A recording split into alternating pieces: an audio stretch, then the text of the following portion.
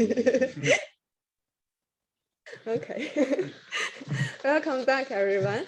So let's welcome Dr. Hari Lam to give us the second talk today. He will talk about quantum algorithms for quantum field theory. Please proceed. Thank you. Okay, thank you. And thank you all for inviting me to come talk. I am not entirely sure if I've hit the mark of what I was asked to talk about today, but given that I'm doing the last talk of the day of the workshop, it may be a little bit scattershot in what I'm going to say. But the sort of general idea of this talk today is going to be sort of what are all the building blocks that you need to think about if you want to try and do quantum computing for doing quantum field theory, either in high energy physics or nuclear physics or high energy nuclear physics. And sort of, even today when we don't necessarily have access to the largest, quantum computers in the world or the ones that we would like to be at, large enough scales, what is it exactly that, people should be working on and what are people working on?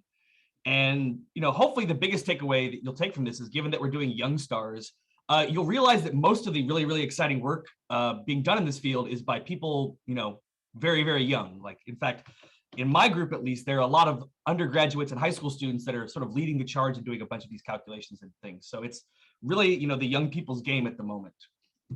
So sort of fundamentally, the biggest thing we want quantum computers for is to do the real-time dynamics of quantum field theories. And that sort of is a very, very broad topic. And as we've sort of talked about all week, there are a number of problems that are sort of well situated in this real-time dynamic space. So, the sort of canonical examples I usually talk about is like, if you want to do something like the inclusive or exclusive cross sections for doing neutrino-nucleon scattering or trying to do nucleon-nucleon scattering, if you want to actually compute those cross sections ab initio, you really need to be doing something in real time. If you want to learn about quark-gluon plasma transport equations, and you want to learn about what is the viscosity and what are the bulk properties of this thermodynamic system as it evolves from wildly out of equilibrium at the beginning of a heavy ion collision to equilibrium at the end, and then eventually hadronize out, you sort of need to have access to these real-time correlators. And then, if you want to do hadron tomography, if you want to try and study the generalized parton distributions or the PDFs of a proton, these are all things that are sort of explicitly defined only well in Minkowski space. And so sort of concretely, if you want to try and use a quantum computer to make big progress, what essentially you need to do is find a way to define whatever physical process you want in terms of some endpoint correlation functions that are defined with respect to some initial state. And if you really want to make the most out of a quantum computer, you probably need to concern yourself with the non-perturbative results, because if you have something that you can compute perturbatively to a reasonable order, you almost certainly are going to end up being better off just doing it with pencil and paper or just using Mathematica. So sort of the first thing you really want to do is find problems that you can define in such a way that there are some non-perturbative matrix elements that you want to do. And when we try and solve these problems, as I've already hinted, there's sort of a number of ways we can do it. So, but at the fundamental level, if you're going to end up using a computer, whether classically or a quantum computer, you need to deal with the fact that what makes quantum field theory unique, as opposed to other parts of physics, is that it's sort of all defined by the fact that there are infinities that are floating around and how you're going to choose to regulate them and then eventually renormalize them out of your theory. And so there's sort of this cute picture you should have is if what you really want is some observable, some matrix element defined in the continuum limit, in the infinite volume limit, in the completely, renormalized sense, you almost never can get that thing by itself on a computer or by pencil and paper. You have to do a bunch of steps that then you have to renormalize them back away. So if you're thinking about a quantum computer or a classical computer, sort of the first thing you'll typically do is say, well, quantum field theories are defined in infinite space-time. And that's not really, amenable to putting on a computer with only finite resources. So you have to sort of discretize either in space or in momentum space. So either in one of the two choices, you need to make some kind of regulation going from the infinite volume to a finite box. And all of a sudden now, the operator you're actually going to compute is going to be a volume-dependent operator. And what you need, and this thing is then going to therefore be some correction to the original infinite volume matrix element that you really care about. And again, this still, though, is in principle an infinite dimensional problem because the local Hilbert space for your bosonic degrees of freedom is still infinite. So, and in fact, because you've taken the box and only truncated it to the volume, you in fact have a bunch of still infinite, distances you're allowed to go to, because you can make this distance inside of the box arbitrarily fine. So, the next typical thing you do, whether you're in momentum space or real space, is you discretize up the space. So you break it up into a bunch of chunks. And as Jingbao was talking about this morning, what you'll typically do there is you end up truncating in momentum mode to the simple harmonic oscillator. But in my picture, I'm sort of just saying I'm going to take the box and break it up into little squares. And then each square then contributes something to the entire matrix element. But this, again, has pushed me further away from the real result I want. And I'm going to have to eventually remove this extra corrections that have been added in. And as I was sort of hinting at earlier, this is still not, for a bosonic theory, going to be enough to render the whole thing finite, because at any one of these particular points in space-time, the amplitude is allowed to take any arbitrary real value that you might want. So the last thing that you have to do, and it's a particularly important point for doing quantum computers because the memory is so limited today, but it's less so of a problem typically when we do classical computers, but it certainly arises in some situations, is you actually discretize the allowable amplitudes or the allowable states that a bosonic degree of freedom can take. And so this is sort of supposed to be suggestive by all of a sudden, instead of having arbitrary heights going around my entire field, I'm only allowing certain fixed values. And so this is sort of the picture you should have when I'm going to try and do a quantum computer, is that there are a bunch of approximations being made to the original theory that are driving me away from the true answer. And a lot of my effort and a lot of my work is going to be choosing approximations in this sort of ordering that, first of all, minimize the amount by which I deviate from the original theory, because that means I can get back to it more easily. And having systematic ways to then remove these things after the fact, because whatever's residually left has to be removed if I want to get the true answer back. So, how do I attack these problems? So if you're doing pencil and paper, most of the time you're going to be able to somewhat ignore all of these discretization effects, because you can just write integral from negative infinity to infinity and consider it as a continuous variable. But if you want to try and, again, apply this with a classical or a quantum computer, at some point you have to render the theory finite in all these ways. And so the choices we sort of have on a classical computer today are to either do some kind of deterministic approach or to use Monte Carlo. And so, what are these deterministic methods? So these ones, sort of imagine that you have a quantum field theory that you can write in terms of a Hamiltonian that has some diagonal elements and some off-diagonal elements. And then the entire goal usually is diagonalize this Hamiltonian such that we can get the eigenvalues out. And once we have the eigenvalues, we can exponentiate, time dependence of them and learn everything we want to know about the real-time dynamics. So, deterministically, you put in some input, you get the exact same output every time. And these fall under the range of like doing exact diagonalization. So you literally take this matrix and you throw it into the computer and ask it to give you the true diagonalized eigenvalues of it. There are methods that are then improve upon this, which say don't necessarily care about the physics of every single eigenvalue, but only a few of them. And I can use more clever algorithms like Lanczos to get a few of the eigenvalues to high precision. And then if you want to do time evolution, you typically have to do something like Runge-Kutta, where you have a bunch of eigenvalues and then you discretize the differential equations that do the time evolution of them, and then you learn from that. And these methods are great, but as I just told you, the problem is that in quantum field theory, the Hamiltonian to begin with is infinite dimensional. And therefore, in order to do something on a computer with this, you have to truncate this Hamiltonian at some level. And different truncations, as I was saying, can cause better and worse problems. They can make the computations easier or harder, and they can make the recovery of the continuum limit easier or harder. And so for a long history of sort of quantum field theory on classical computers, this was not sort of the preferred method, because this infinite dimensional Hilbert space was sort of found to be intractable to try and do in Hamiltonian approaches and doing with deterministic methods. So what people then latched onto was the idea of using Monte Carlo methods. And they sort of present this practical problem, which is when you have a Hilbert space that's far, far, far, far too large, and you want to evaluate some integral of over a probability distribution, then why not just sample according to that probability distribution? And the thing that people realized is that the path integral, because it's the integral over all field configurations of an exponential of an action, this thing has, in fact, very, very little support outside of a much, much more restricted number of the possible states. So in the same way that we realized that when doing the deterministic methods that the Hamiltonian doesn't need to be really infinite dimensional by infinite dimensional, because certain states are just sort of completely irrelevant to the low energy physics. When you realize that this thing has some pseudo Gaussian distribution around a certain set of field configurations, this really tells you that you shouldn't have to worry about the infinite dimensional Hilbert space, but there's really just a few configurations that are going to dominate. And so this is a long, long ago proposed method of using Monte Carlo all the way back into the 50s.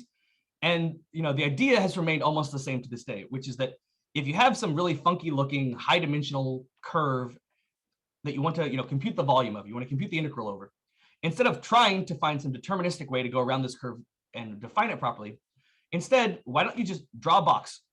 So just draw some volume around the whole thing and then randomly propose points within the box. And then as you propose points within the box, some of them land inside the curve and some of them land outside the curve. And then you just take the ratio of the total number of the number of points that land inside of your boundary to the number of points that you totally sampled. And this gives you the value of the integral. And this is, a very, very powerful method that works provided that the thing you're integrating over is a true probability distribution. And by a true probability distribution, I mean something that can be, intuitively thought about as a probability in the sense that it's positive, semi-definite, and therefore you can sort of normalize it to something between 0 and 1. If all of a sudden you had negative values, or if you have imaginary values, or you have complex values in this, probability distribution function, or the thing that you're calling a probability distribution, you run into a problem. And these problems are sort of called sign problems. So to sort of leap from just a generic probability distribution, let's talk about the path integral. And these matrix elements that I told you at the beginning are sort of the dream that we want to compute with. So if you want to compute, the matrix element of an observable, sort of the way we do it in quantum field theory is we say we integrate over all the possible field configurations given an action. And you can imagine this action being decomposed into two terms that I've sort of done in the orange and the red. So there could be all of the parts of the action that correspond to a real term, and then all of the points in the action that correspond to an imaginary term. And if you decompose it into this way, then you can sort of rewrite this observable O in terms of the expectation value of O weighted by the imaginary part divided by the imaginary part weighted with just the original real part of the action. And the problem, as I sort of was suggesting, only arises when you have some imaginary piece that you can't interpret easily as a probability distribution. So the picture you should have is if I was in the situation where the action is purely real, where SI is 0, then all of a sudden the average sign sigma of R is 1. And I have some nice looking distribution where, as you see, everything is sort of above the 0 line of the axis. And so this thing at all points along the way can be ascribed some reasonable value between 0 and 1. And I'm perfectly happy, and I can just sample this to my heart's content, and I will quickly converge in sort of polynomial time to the right answer. Now, if for some reason there isn't a 0 imaginary part, if the action has some complex component to it, all of a sudden you'll get oscillations either in the real plane or in the entire complex space. And all of a sudden you don't have an easy way of ascribing to every point along there a value 0 and 1. And instead you have to take something like the norm, or again, just sort of move this imaginary part into your observable and then try and average over all these fluctuations. And these, again, to guide your eye in terms of how hard this is going to be, these two functions are being plotted on the same axis in terms of numerical values in the y plane, and they in fact integrate to the same number. And I would challenge you in your head to ask yourself, if I had not told you that fact, would you have ever guessed that these two functions integrate to the same value? And it's exactly for this reason that there's so many wild oscillations up and down, that there's subtle cancellations between them that are going to knock out a lot of the phase space here and make this such a complicated thing that instead of having something that converges in polynomial time, you have something that converges in exponential time. So it's a much, much harder problem to resolve.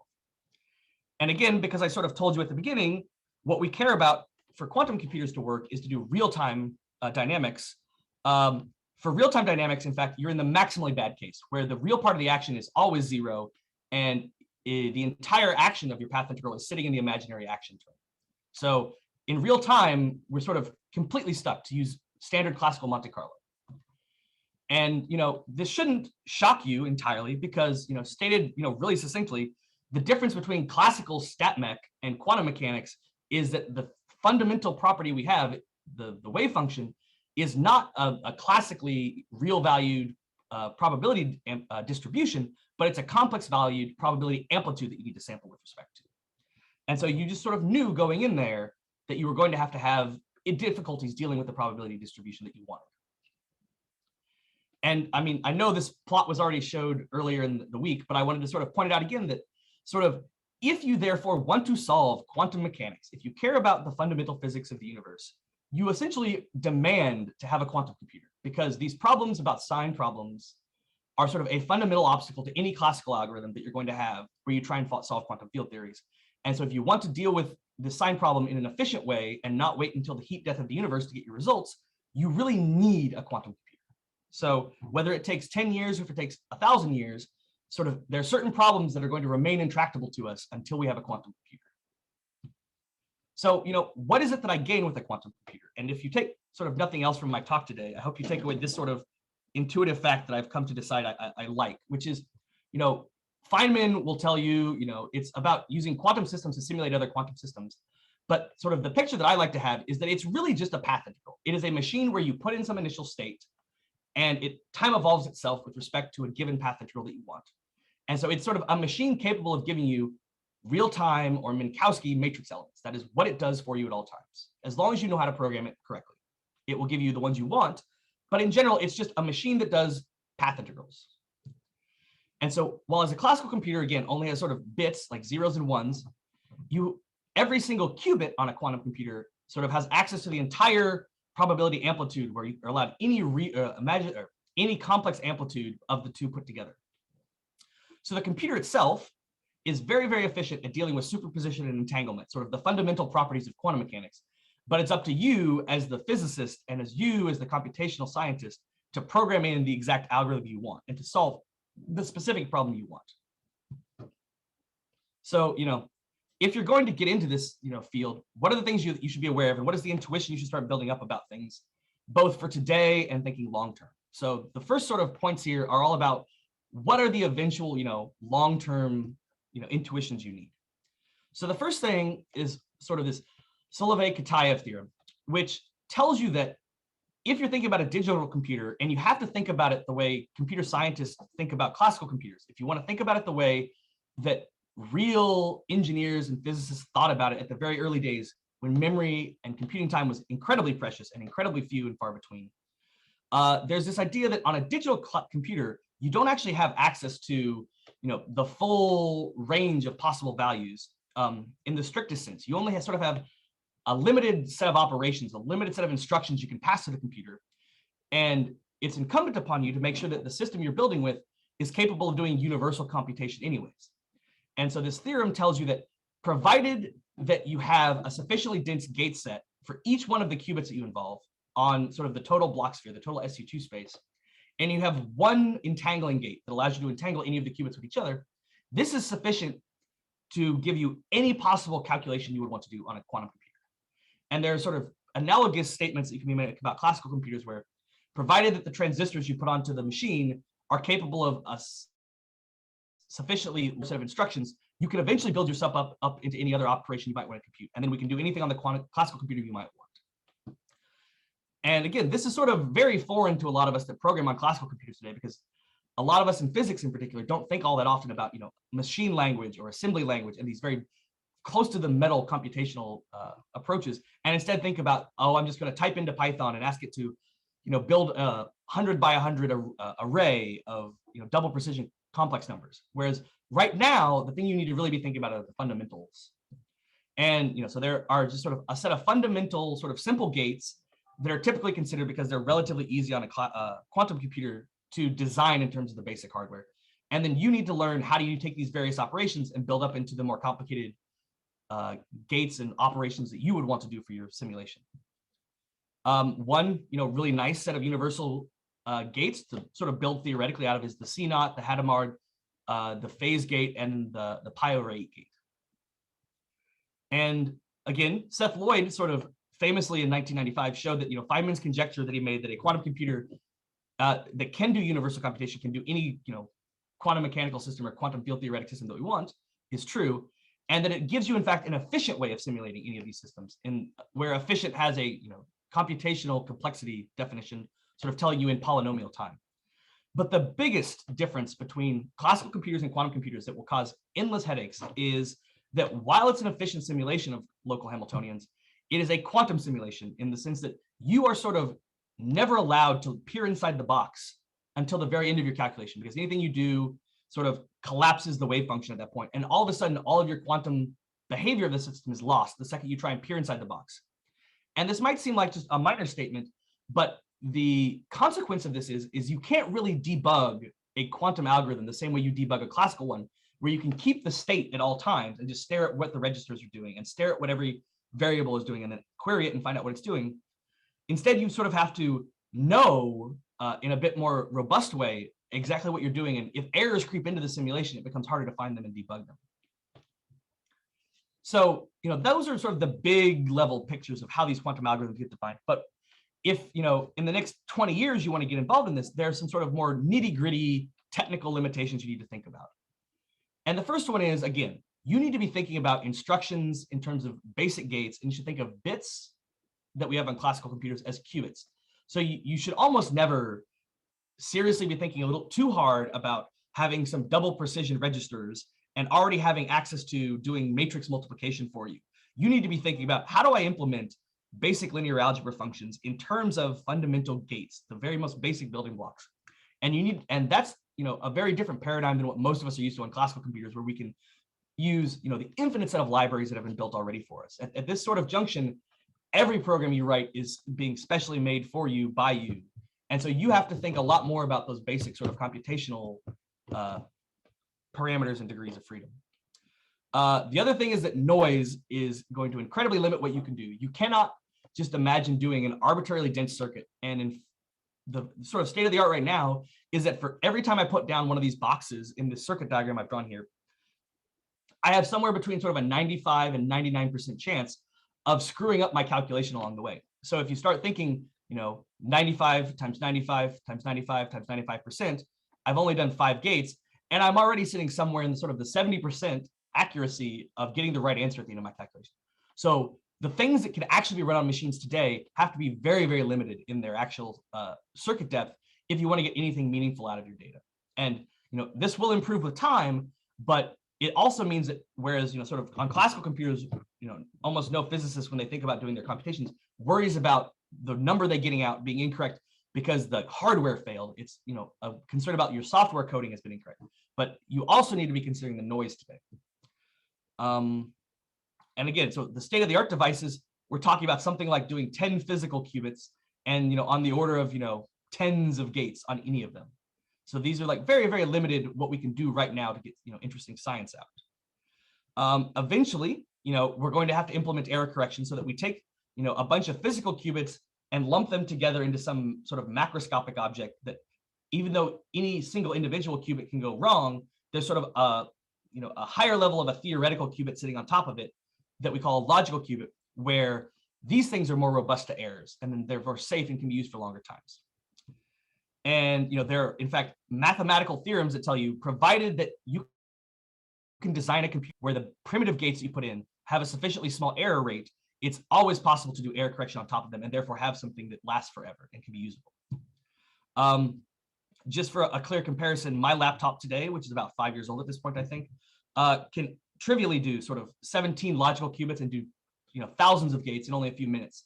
So there's a lot of work to be done now as far as physics goes in terms of prototyping algorithms and just using classical computers to simulate what the quantum computer will do so that we can understand the flaws and the benefits of doing different things on a quantum computer.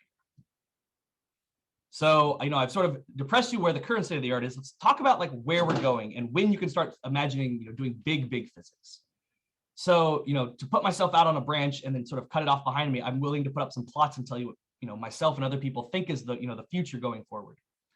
So, a few years ago, I made this plot where I plotted in these red dots at the very, very bottom, sort of where IBM and Honeywell, and Google, in fact, is the green bar, sort of saw themselves in terms of this landscape of what's called the quantum volume, which is this idea of what is the maximally largest square of qubits versus circuit depth that you can do a simulation of reliably. And you see that it's sitting down here in, again, sort of arbitrary units at about 10 to the minus 2 a couple of years ago, and we've just sort of hit, again, I think 128 on this graph is the highest fidelity, the best quantum volume that's been achieved so far. But if you want to start talking about doing nuclear physics properly, if you wanted to do neutrino, argon scattering, if you want to do the viscosity, which is what eta is, of, the Z2 gauge theory, you're doing the viscosity of QCD, you're doing the Parton distribution function of QCD, these require macroscopic resources and, something like, orders of magnitude and improvement in the fidelity. And this blue line in the middle here is sort of just taking the logarithmic extrapolation of the data that IBM had given And you can sort of see for yourself that, it's wildly uncertain where we're going to end up and how quickly things can ramp up. But, something in between, 2035 and 2060, we might imagine seeing, really, really exciting state-of-the-art QCD calculations where all of a sudden we're learning something new about QCD as opposed to doing phenomenological models that are based on QCD, where we have to always caveat ourselves with sort of systematic errors and uncertainties about how these pheno models map on. On the much more near term, I'm part of the SQMS collaboration here at Fermilab, where we're actually building our own sort of novel quantum computer based on accelerator technologies. And while this center is expected to go long term, our sort of 5-year expectation is that our machine will just start getting into the range where we're able to do quantum advantage and sort of being in this classically intractable regime. And as part of that, my responsibilities are to come up with applications in high energy physics that we can actually learn something cool from by having this computer, on the 5-year scale. And so what we're typically talking about is doing 2-dimensional lattice field theories and trying to learn about the viscosity and just the basic dynamics of them there. And there's also, friends doing condensed matter applications. And sort of the last, benchmark I would try and give you is what's recently come out by Can and Lamm, where they tried in a particular construction of lattice QCD to estimate the actual resources needed to do the viscosity of QCD. And while admittedly, I would personally say that their estimates are a little high, what they claim is that you need something like 10 to the 5 qubits, and these are almost certainly logical qubits. So you need to adjust for that, multiplying by about another factor of 10 to the minus or 10 to the 4 to get the number of physical qubits you'll need. And that you need something like 10 to the 53 gates. So if I'm telling you we're order of 10 for both qubits and gates today, you can see that this is clearly quite a ways off. But in that time, it's not that nothing can be done, because historically, with other both classical and quantum algorithms, once someone like Can and Lamm put down a benchmark for this is the rough estimates we believe are the resource costs, people will come along and write more and more papers beating those numbers down, and you can find orders of magnitude of improvement. And in fact, I would expect personally that number of gates can come down by almost half the power to something like 10 to the 25. So that changes the time scale in which we might think about QCD's viscosity from something like 70 years to something like 30 years. And that's a huge number difference in the broad scheme. So as I've already told you, physics as a whole, if you want to do quantum mechanics, kind of requires quantum advantage. But the thing we're here for is to talk about the quantumness of hard probes and the quantumness of like particle collisions. And these in particular really require it. And as people have already talked about this week, and I'm just going to reinforce again, we just need a quantum computer to do this at the ab initio level. And so, Trotterization, sort of allows you to separate these non-perturbative inputs that I talked about, like the important things you want to be able to do, from some perturbative calculation that you can then convolute them with. And that's sort of, what this picture going on here is there are a bunch of boxes here that represent different types of non-perturbative processes where you have showering or hadronization or, hard scattering, and things where you really need a non-perturbative input to them. And then you can sort of convolute that with, the things outside the boxes, which are all the sort of perturbative effects. And, the examples that we've talked about, this entire week, things like PDFs, jet fragmentation functions, TMDs, things like that, jet thrust functions. Like these are all things where you take some perturbative calculation and you somehow come up with a way to insert into it the non-perturbative results. Now, of course, factorization itself is an assumption, and it in fact gets alpha, strong corrections to it. And as you correct it, in fact, you either introduce more functions or at some point factorization just breaks down entirely. So, doing this clean separation of non-perturbative and perturbative is not always possible. And then on top of that, typically things like showering are just based on classical models where we somewhat input the quantum interference, but don't necessarily do it in its full glory. And, someday you can imagine this sort of very piecemeal approach being replaced by one gigantic quantum simulation, where all you do is you input 2 protons colliding, and then what you get out is the exclusive cross sections that you want. And that is the theoretical predictions we would be making. So, if that's what I wanted, if I wanted to ask about, proton-proton collisions and the cross sections to various processes come out, what would a, proper algorithm look like? And, so this is again something that existed in the literature in 2012. Sort of this first in a series of papers came out, and the idea is that there's sort of 4 steps that you have to accomplish if you want to do an actual quantum simulation on quantum filter. So the first thing is you need to prepare the vacuum. So if you're doing light front physics or you're doing instant form or anything else, it's not enough to just have, typically the vacuum is just a completely empty state. Like there is some, dynamics there, whether it's, in instant form, there, vacuum fluctuations on top of it. So it's not a completely zeroed out state. Or in the instant form, you might have some nonlinear constraints on the zero modes. But all of that needs to be encoded into the computer at the beginning. And then once you've got sort of this initial wave function of a vacuum, you need to somehow put down the two protons that you want to collide with it. And so that's sort of what's happening in the green arrowed box. Is the idea would be that once you've prepared the bare vacuum of a theory, you would then, for a proton, for example, you would put in 3 fermionic excitations that have the right quantum numbers. And you want to make sure that these two protons are well enough separated from each other that they don't already start interacting as you try and evolve. And then what you do is you slowly turn on the interaction term between these fermionic degrees of freedom, such that these 3 free fermions eventually, become defined as just a strongly interacting proton. And that's sort of what's got the difference between the beginning and the middle step of this green section, where we're doing adiabatic evolution, where we slowly turn on the energy between them, such that these free fermions turn into one bound proton. And then once you're happy that you've got 2 well-separated protons, what you then do is you just start doing trotterized time evolution, or you do some type of time evolution with respect to the actual Hamiltonian of QCD. And what this should do is, if you initialize these protons correctly with the right momentums, they'll just come in towards each other, they'll collide, they'll do all of their interacting, and then they'll sort of, whatever flies out of them will fly out of them. And at the end, you perform a measurement. And this measurement might be, measuring how many, for example, pions you produce. So in the sort of example that I've written here, I'm imagining I take 2 protons, collide them, and want to know what is the cross section for producing 4 pions. And you can again sort of do these sort of rough estimates of, what is the physical volume I need to have 2 protons well enough separated? What is the finite resolution of the simulation I need in order to see these pions and protons be physically separated from each other enough that I can tell the difference between 4 pions and 2 pions? And you sort of get this scale of 3 Fermi over 0.05 Fermi. And because it's a 3-dimensional problem, you have to cube it, and then you multiply by all the degrees of freedom that you have. And you get some rough estimates in the range of 10 to the 7 logical qubits. And again, that's a lot, and that's far away. So we should be thinking about things that require, less resources than that. And how can we reduce this large gate cost down to something more, tangible? And what would it take to get like practical quantum advantage in the nearer term?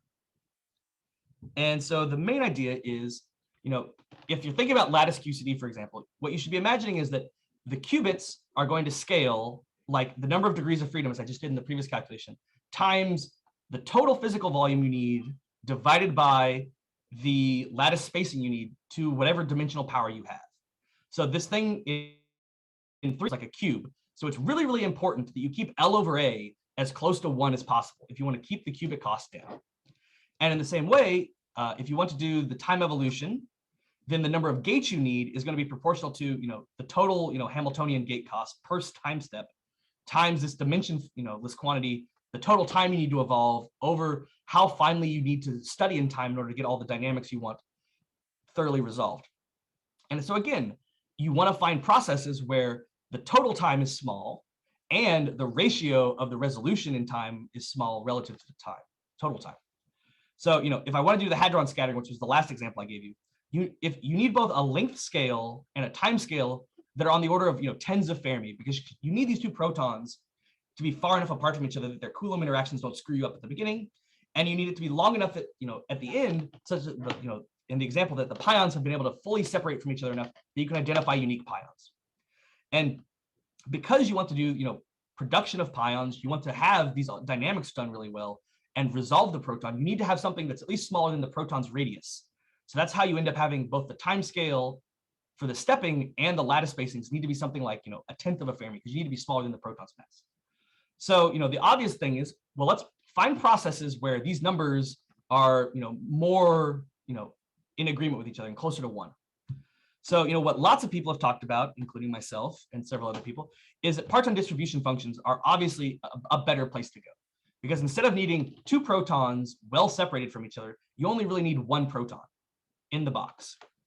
And in that case, you can drop, your naive estimates of how big does the box need to be by an order of magnitude. And so this all of a sudden, if you drop, something by an order of magnitude in a 3-dimensional box, you have reduced by 10 to the 3 the total number of qubits you need Now, you can do better and say, well, there are things like transport coefficients. Like if I cared about the dynamics of the quark gluon plasma, then all of a sudden the natural scale of this thing is not the proton's mass, but it's in fact, thermodynamic scales. And all of a sudden, the time it takes to equilibrate is known to be very, very fast. So both the times, the lengths, and the spacings are both expected to be sort of order 1 Fermi-ish. So you're all of a sudden going from something where you have 2 orders of magnitude different in your ratios down to having only, an order 1 number. And so you expect that all of both your gate costs and your qubits are reduced by thinking about quantities that are having the right physical scales that we care about. So, take that for what you will. So these are the sort of types of problems you want to, try and solve. You need to define those matrix elements. And then the question is, well, what is the algorithm that's going to give you those things? And if I just told you that sort of the Jordan, Lee, and Preskel one is, incredibly complicated, incredibly expensive, then we need to come up with other ones. And so sort of what are the problems that a physicist can think about trying to solve? And, they're all, of course, very interrelated and complicated, but you can somewhat disentangle them into separate pieces that you think about independently and, work on. And, for the moment, I'm going to just sort of take the assumption that noise doesn't exist, that the quantum computers are perfect, and leave that discussion of noise for other people to talk about, because it is an entire lecture upon itself. So the first thing is sort of the very, very first thing almost that I told you, which is bosonic fields are infinite Hilbert spaces. And so you need some way of taking this infinite Hilbert space and discretizing it onto a quantum computer in the same way that we know how to discretize it onto a classical computer. And sort of the near term issue with this is qubits are expected to be so precious that you really want to choose very, very efficient encoding so you can get the most physics out. And there are a lot of ways to do it, and the one that I particularly ascribe to, and that we're going to use as an example here, is discrete subgroups of continuous gauge theories. So once you know how to put the bosons and the fermions, sorry. Oh, sorry to interrupt. We have less than 10 minutes left, and also for discussion. So you may want to very much speed up. Yes. Okay. Thanks. Yeah. So you then have to decide, how am I going to take these registers that in principle can instantiate any quantum field and prepare the particular state I care about? Then how do you determine these Hamiltonians? And then finally, how do you do the observing of the particular observables? How do you construct those matrix elements? So I again come from the lattice community, and again to sort of give you the long-term perspective that you should have. It is sort of this generation of physicists that are sort of at the very cutting edge of this, and it will probably be when some of us are nearing our retirements that we're going to start talking about doing precision QCD on a quantum computer. And sort of the example you should have is thinking about lattice QCD, where in the 70s people just started formulating this problem, and in the 80s they started talking about getting kits. In the 90s they started doing refined measurements to get better algorithms to do things. And it was only in the 2000s that they, in fact, introduced dynamical fermion fields to these things seriously. And then, we started talking about form factors only, in the 2010s. And then today, we do things like nuclei scattering, and nucleons. And again, just to really punch the point home, the Hamiltonian that we're using almost exclusively today to talk about quantum simulations are all ones that were written down in the 70s at the same time that Wilson was talking about the Wilson action. So, we are very much at the beginning of this whole thing. So how do I digitize a gluon? Like I said, there are many, many different ways you can do it. But the things you think about are like, what are the actual quantum resources required to get to the physical point? What symmetries do I break? Because if I break the wrong symmetries, it becomes a headache to do this for normalization. And importantly to me, I think, can these schemes be simulated classically in Euclidean space? Because if you can do that, you can learn a lot about the non-perturbative errors that get incurred without having to have a large-scale quantum computer at the beginning. And just to really punch it home, this isn't a trivial thing. This is all about, you have some RG flow, and if you choose the wrong discretization, you may never actually be able to flow back to the continuum fixed point that you want. I will just skip all of this detail about discrete groups actually, and just say, so using classical simulations with discrete groups, you can show that while you cannot reach the continuum limit explicitly, you can get to a very, very small lattice spacing. And you can in fact get to such a small lattice spacing using a particular action with these groups that if you just blindly tried to extrapolate it as some approximation of QCD, you find that you can reproduce the pseudo-critical temperature, you can reproduce the glue ball masses to sub% accuracy using this discretization. And this gives you confidence that in any quantum computer where you're not computing at the 0.07 Fermi scale, anything larger than that, any lattice spacing larger than that on the quantum computer, which corresponds to something like 10 to the, I think, 7 qubits, you're not going to be able to tell the difference between these two. So it's a comforting systematic approximation for now. I will say, preparing the protons are hard. People are thinking about how to do this. And we heard some talks from people this entire week. And maybe the last thing I will say is, a lot of people talk about approximating the time evolution operator by Trotterization, which is just taking the Hamiltonian or the exponentiation of the Hamiltonian and then splitting it up into terms using Baker-Hasdorff-Campbell. And this is, exactly analogous to what we have always done in lattice QCD, where we just take the space-time lattice and discretize it, and then essentially just get, discretized time steps. This may or may not be the smartest way to do it. And in fact, while most of us, have been thinking about doing formulations of quantum field theory and that we've heard about this week for quantum computers, we just sort of implicitly assume that Trotterization is the right answer. And there are, in fact, other ways that you can approximate this time evolution operator once you've specified the Hamiltonian that can potentially give you, shallower circuits or more efficient things. And so there's just a few of them here that I've highlighted references to. But what's of course nice about Trotterization is that it's systematic, in the sense that what happens when you try and Trotterize the time evolution operator. You get to keep the same normal interaction terms that you were expecting, and all it does is it introduces higher order operators into your time evolution. And these higher order operators can be modeled and understood in systematic ways. And just sort of the last thing I will say about this is, even though this green line here is in principle a single sinusoidal wave, and you would like to extract that frequency from a quantum simulation, if you have good statistics and good measurements, you can in fact use the black line, which is in fact the coarsest Trotterization step that I chose to do in this plot. And by doing a Fourier decomposition, you can get back the green line's value, even though there are all these other terms that are messing you up and giving you noisy oscillations on top. So what do we really need to extract physics?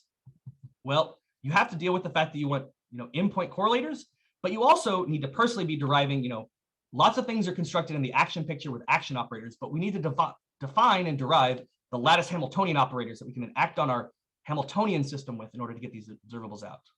And for the viscosity, this in fact turns into, you need to figure out how to do discretized T mu nu factors.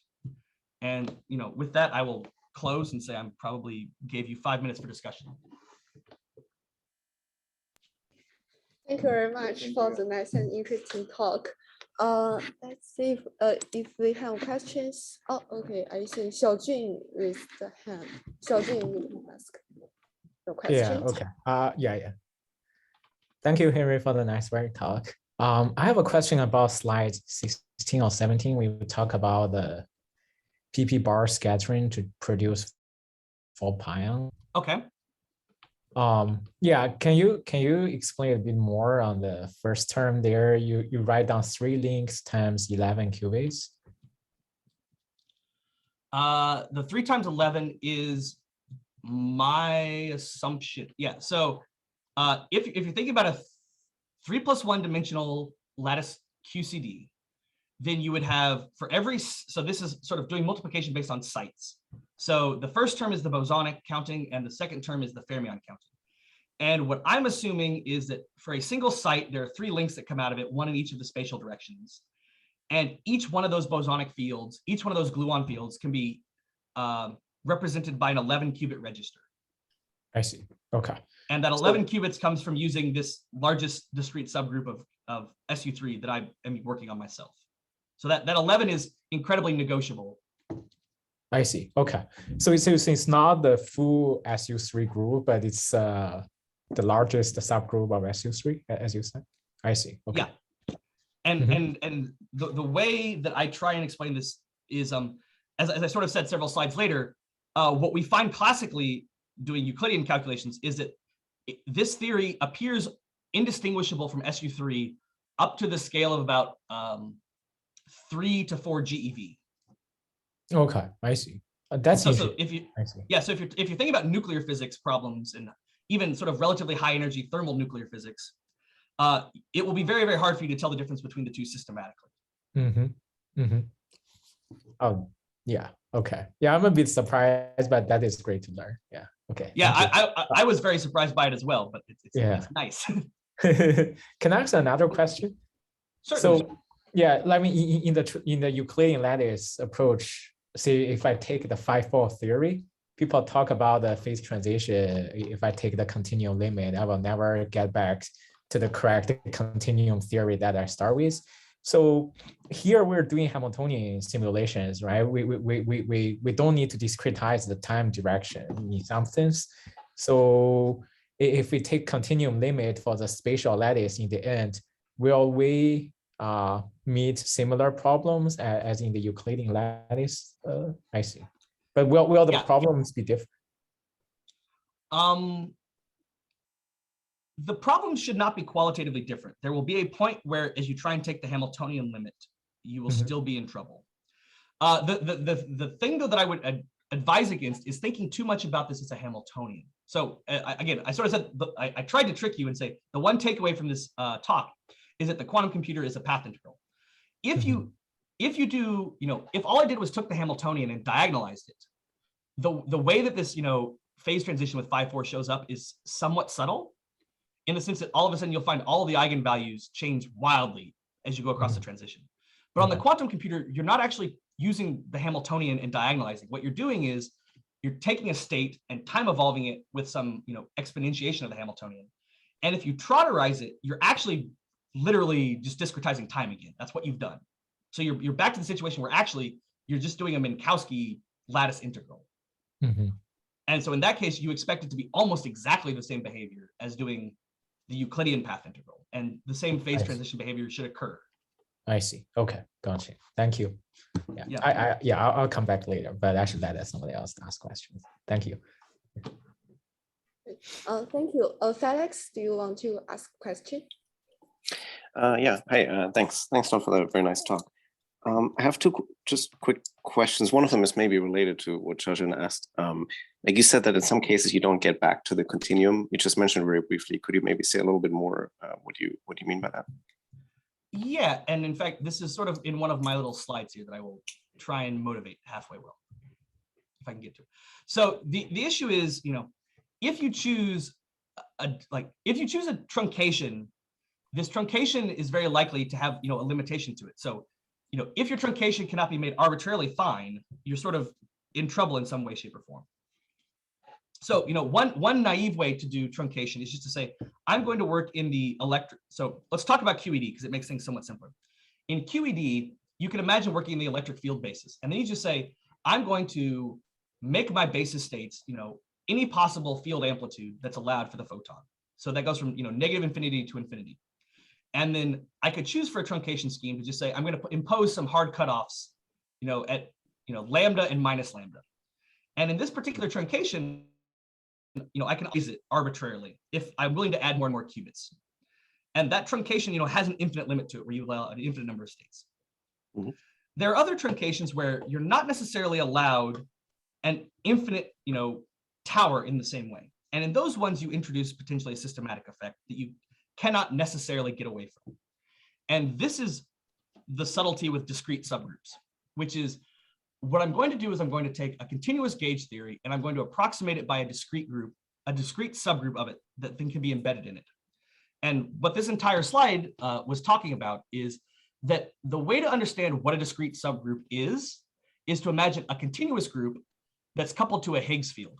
And so, in the same way that when I do lattice field theory, I actually explicitly introduce like a small little mass term to the gauge boson. So they're not allowed to be arbitrarily massless. They in fact pick up a mass that's very, very small based on the lattice spacing. What the discrete groups are is introducing a second mass term, which is going to say the photon can no longer be massless, not just because I'm on a lattice, but also because there's secretly a small interaction that's doing Higgs breaking and giving it a small mass. And so in this picture for Zn groups, for example, the discrete subgroups of U1, there sort of are two couplings. There's a normal sort of lattice interaction coupling. So this would be a normal QED alpha fine structure, and then there's the coupling between the Higgs and the Higgs interaction.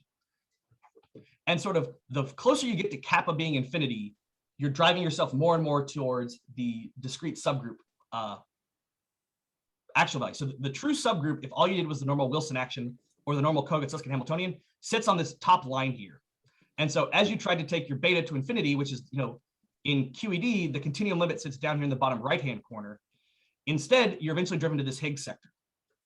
Now, in the middle, if you have a large enough discrete group, there is still this Coulomb phase. So the same phase where you're basically massless up to the fact that the lattice spacing itself is giving you a mass. And the Higgs mass that would be introduced is actually still smaller than that. So you don't see those errors. So it's, in this blue region right here, where you're, continuously connected to the true continuum limit. And if you can get yourself into a situation where this blue region exists for your theory, then while you have systematic errors, because there's, there is a Higgs phase there that is your particular continuum limit, you can extrapolate, you can do an extrapolation towards the true continuum limit, even though you can never reach it yourself with your theory. Is that even remotely a clear answer? I see. And so just to make sure, so it's really very specific sort of to discretizing the gauge group, versus if you truncate it, then that is not directly an issue. Is that? Well, so if you truncate it, sort of. So the nice thing about this is there's only one truncation choice you can do. You once you've chosen the group, it's specified. The nice thing about truncation with Hilbert spaces and cutting off the E field or something is that you can always, in principle, arbitrarily raise that. But having actual good non-perturbative understanding of how you changing your cutoff is going to change your physics results is hard. And this is, again, as someone who's spent time on this, like doing light front physics and renormalizing it is very difficult, because while the perturbative divergences are polynomial, once you put it into the Hamiltonian and try and diagonalize it, you can often end up with getting much, much stronger divergences. And so knowing when you finally hit something that's relatively stable can be hard to see. So they all have some limitations. And the other nice thing about the discrete groups is that you immediately know exactly what the cubic costs are going to be. Whereas, again, the truncation schemes where you arbitrarily raise the E field, it's oftentimes going to end up being a matter of, I have to have enough qubits to actually do the test and see if I've converged. And then I know that I've done enough. I see. And how those errors get brought in are harder to understand, mostly just because we've not spent enough time thinking about them. Like I get to benefit on the fact that lattice field theory people have spent, almost 50 years trying to figure out all these systematics, and that I can just wave my hand and immediately say, this is how mine have to work. Whereas other truncation schemes where you think more about the electric field basis are less mature at this point. I see. Okay, that's very interesting. Thanks. Yep. Maybe if I can ask one more quick question, unless we're running out of time. Yeah, you can for a quick question. Yeah. Okay. Thanks. So you mentioned the simulation protocol by Jordan, Lee, and Presco, right? And so I was just wondering, because I maybe don't have quite the overview. This was a couple years back, right? I was wondering if there have been major improvements in terms of maybe getting a better polynomials scaling for some of these things, or is it basically still, what they did at the time? Is that still sort of state of the art for specifically, I guess, like scalar field theory that they looked at? Yeah. So if I can get back to it quickly enough. So their specific protocol was doing these four things in this order. And what I will say is that, as I was just suggesting, that they said trotterization, but the trotterization may not be the fastest protocol. So no one has shown this clearly in quantum field theory yet, but it is my suspicion that some of those other approximations to the time evolution operator will be cheaper. So you can imagine taking out trotterization here and plugging in something faster. So in that sense, there's good reason to believe that piece of Jordan, Lee, and Presco could be improved by just using a better time evolution operator in terms of your costs. These other two, the vacuum prep and the adiabatic evolution, those sort of together are some method of state preparation. And that has been, this is not entirely unschematically correct in terms of the relative cost. The total state preparation of most quantum algorithms for quantum field theories are expected to be the wildly dominant cost on the quantum computer. So, I have it being basically 2/3 of the algorithm. That's maybe even generous. It's, sometimes it's like a factor of 10 is the state prep versus the actual time evolution. So there's been a lot of work done here around the edges trying to say, are there better ways of doing state preparation? And so that's, the overall protocol hasn't changed, but sort of the subroutines that you might plug into each of the steps has changed quite a bit. And then also the measurements as well. Like we've learned a little bit about how to do smarter measurements and things. So the overall protocol remains sort of the same, but the independent steps inside, each one of them has been tinkered with, but no one sort of made one big paper saying Jordan, Lee, and Preskel can be reduced by all of this amount consistently and clearly for even 5-4. I see. Can you say like by how much you can improve it, especially the state preparation, since that's the major component? So I would it's just like roughly, you know. Yeah. State prep is really unclear. Like if I've written papers about the state prep procedure where it basically goes from being the dominant contribution to a trivial contribution. And that is basically you doing massive state prep for just doing one trivial state prep, but you have to do, thousands and thousands of circuits instead.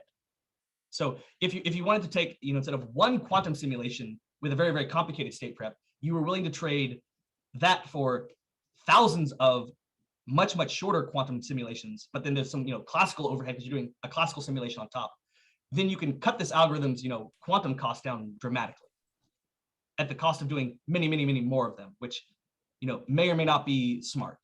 So that's sort of the cost benefit you can imagine is if you're willing to parallelize this thing across multiple quantum computers, you can cut down, almost all of that part. And that's probably the best you can do. I see. Anywhere from being the single most important part of your algorithm to a trivial exercise at the beginning is the range in which the state prep might, matter on the circuit side. I see. Okay, cool. Yeah, thanks a lot. Very interesting. Yeah. Sorry, I have a very quick follow-up question about this state preparation. So what is the general procedure here to prepare, say, a specified initial state? Like how to construct the evolution operators, etc. Yeah. So the Jordan, Lee, and Preskel prescription is to say, I first prepare the non-interacting vacuum. So if you want to do fermions and glue, so in the example here, I'm doing proton-proton collision, but in JLP, they actually talk about 5-4. But what you first do is you prepare the vacuum of the non-interacting theory. And then you say, well, whatever physics I want to do, I want to excite the bare particle, like the constituent particle number required for that. Mm-hmm. So if you wanted to do, scalar collisions, all you would do is you do, one scalar excitation at each of the physical locations separated from each other. If you want to do the proton, you clearly need to excite 3 fermions on each side with the right quantum numbers. And so now you have the non-interacting vacuum plus a set of non-interacting constituent particles. Then you adiabatically turn on whatever interaction your theory has. So in the case of 5-4, it's you introduce that 5-4 adiabatically. In QCD, all of a sudden you turn the coupling constant away from 0 to some finite value. And what this does is as you time evolve that, you just start eventually dressing these particles as long as that was the original ground state and you move slowly enough. So that is the JLP prescription. Okay, gotcha. And that preparation is in position space or momentum space, or it doesn't matter. Let's say if I want to do PP scattering, So Jordan, Lee, and Preskel do it in position space, but again, there's no reason you could not do it in momentum space. In principle, and in fact, again, that somewhat boils down to how do you want to represent your fields in terms of registers. Like for Jordan, Lee, and Preskel, they're very much interested in doing sort of the occupation basis for their photons or for their 5-4 theory.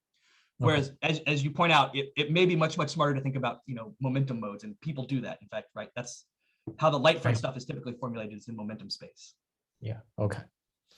Yeah, thank you very much. Yeah. Thanks. So, Xingbo, do you want to ask a question? You can unmute yourself. Yes, okay, I have a question, Harry.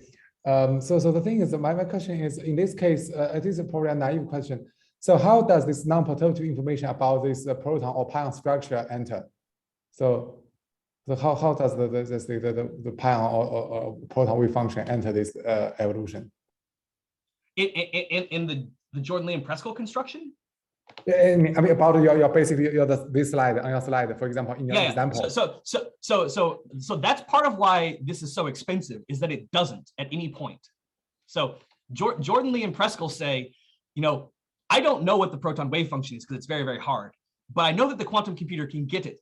And provided I'm willing to wait long enough for these, 3 bare fermions to dress themselves properly, at the end of this green line, I will have 2 dressed protons. So at no point do they input that information about what the proton's wave function actually is. But at the end of that time, they've waited long enough that it has developed itself so that at the beginning of the real trotterization, you have 2 well-separated proton states. And for the pions, again, at the very end, all you do is you measure some operator on your lattice that you have.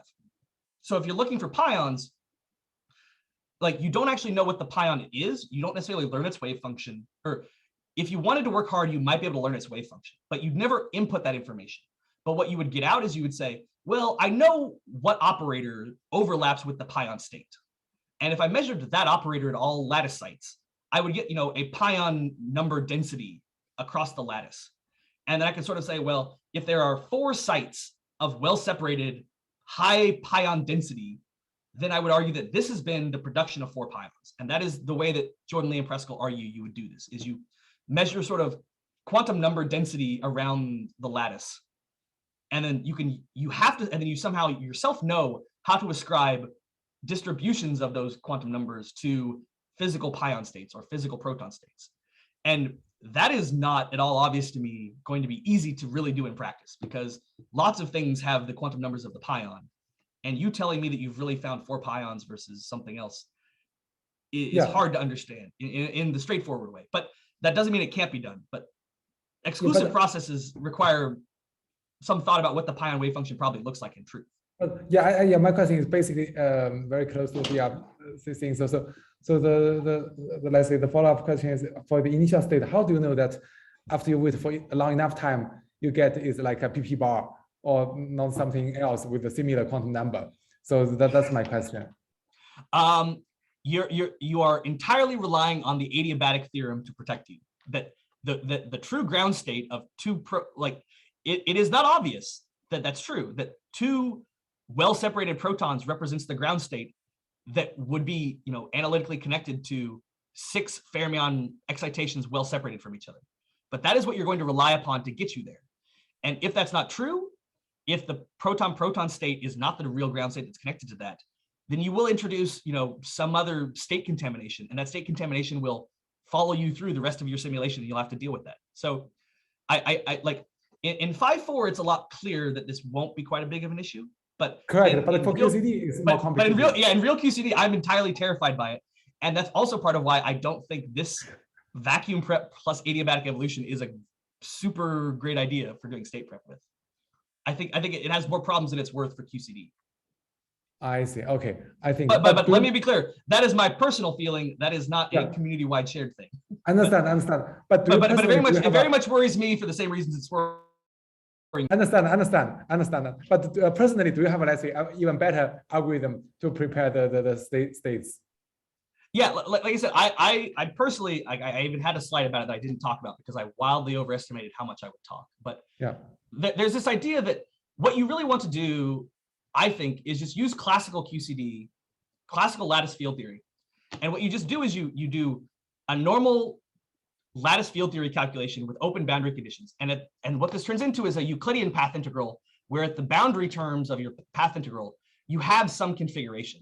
And if you project onto that configuration with a proton quantum number operator, the same way that I measure the proton mass with lattice QCD, once I use that projection operator, I'm basically being given some computational basis state that has overlap with the proton. And then what I do is I pass each one of those computational basis states to the quantum computer. And it's fun. And what happens is I get some excited state contamination, but as I do, a stochastic sample over a whole bunch of these configurations, I eventually cancel out all those terms. And what I'm left with is something that's roughly like 2 protons well separated that I've defined because I put 2 proton operators down and then get out what comes out of it.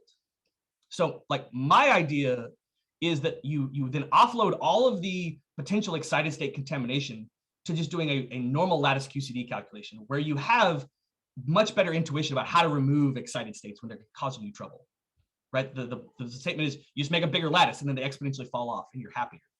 Whereas on the quantum computer, if they're there, they'll just persist forever as some complex amplitude. I see. So my idea is you use classical sampling to exponentially dampen out any excited state contamination, and then you just do a stochastic sample over. Okay, but one element I still do not understand very well is lattice QCD works in the Euclidean time, right? However, the adiabatic evolution works in the real time.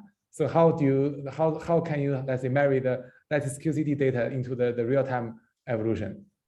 So there are these things called Schwinger-Keldysh contours, which are literally a path integral defined in the entire complex space, so that they have both a Euclidean and a Minkowski metric at some point. And you can use that formalism to see how you connect your lattice QCD calculation to your real-time evolution operator. Okay, I see. So that's in fact what this picture on the left is supposed to be, is an actual Schwinger-Keldysh contour, where the red lines basically correspond to, I do a lattice path integral on the Euclidean side, and I take the boundary terms of it, and those boundary terms correspond to, in fact, the density matrix of QCD at a fixed temperature. And then if you then project out of that fixed temperature density matrix a proton quantum number state, all of a sudden you're propagating, you can then use that to evolve in real time. I see. Yeah, sounds a very smart idea. Yeah, I don't know if it's smart, but it's very different than what JLP is suggesting. Yeah. But it looks like this. It looks more realistic, I would say. To me. Thank you very much. Very welcome. Okay. Thank you for all the questions and discussions. I don't see hands up now. So thank you again, Hari, for the very nice talk. So let us now continue with our next session, the roundtable discussion.